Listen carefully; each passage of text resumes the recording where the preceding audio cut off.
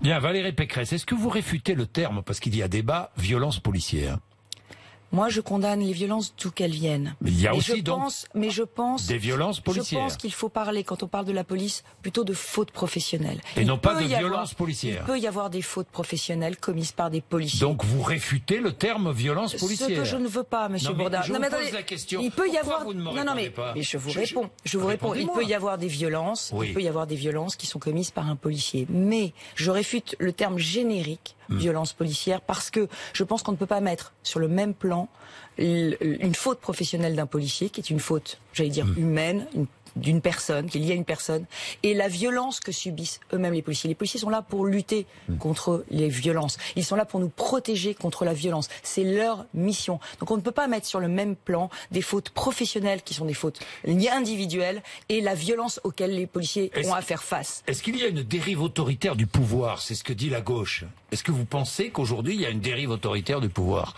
Mais moi je pense... La gauche, et notamment la France Insoumise, qui parle même de milice au service du pouvoir. Pardon, je veux dire, c'est indécent de dire ça. Aujourd'hui, nous avons une société qui est extrêmement violente et nous avons un vrai besoin d'ordre et d'autorité. Et nous avons besoin que cet ordre et cette autorité s'exercent sereinement. Il faut voir aussi que nos policiers sont épuisés.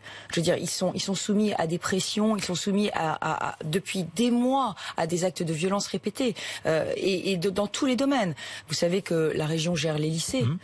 Nous avons été obligés de créer cette année des brigades régionales de sécurité avec des médiateurs spécialement formés pour les milieux scolaires pour aller amener la sécurité dans nos lycées où nous avons des intrusions violentes, des guerres de bande, des lycéens qui sont morts cette année en se battant les uns contre les autres. Donc cette question de la violence, elle est énorme. Et moi, je crois que le pays a besoin d'autorité. D'une autorité sereine, d'une autorité évidemment qui ne perd pas le contrôle d'elle-même. Donc ça veut dire qu'il faut évidemment sanctionner toutes les fautes professionnelles. Mais là encore, je ne veux pas qu'on stigmatise la police et les policiers parce que nous en avons besoin. Est-ce que les policiers ont besoin des LBD, des grenades de désencerclement et du plaquage au sol? Là encore, le sujet... Vous voyez le débat. Oui, bien sûr. Mais moi, je ne désarmerai pas nos policiers aujourd'hui si on n'a pas des moyens coercitifs autres. Pourquoi je dis ça? Mais parce que, souvenez-vous, Villiers-sur-Marne, il y a quelques années,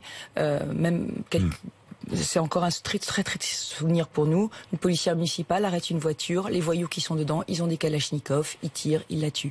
Je veux dire, les bandes armées sont en face de nos policiers. Donc, prenons garde à ne pas désarmer nos policiers face à des bandes qui sont extrêmement violentes, mais prenons garde aussi au bon usage des armes qu'on leur met dans les mains. Vous voyez, moi je pense qu'il faut aujourd'hui qu'on renforce vraiment les garanties sur l'usage de ces armes, mais je ne pense pas qu'il fasse désarmer nos policiers.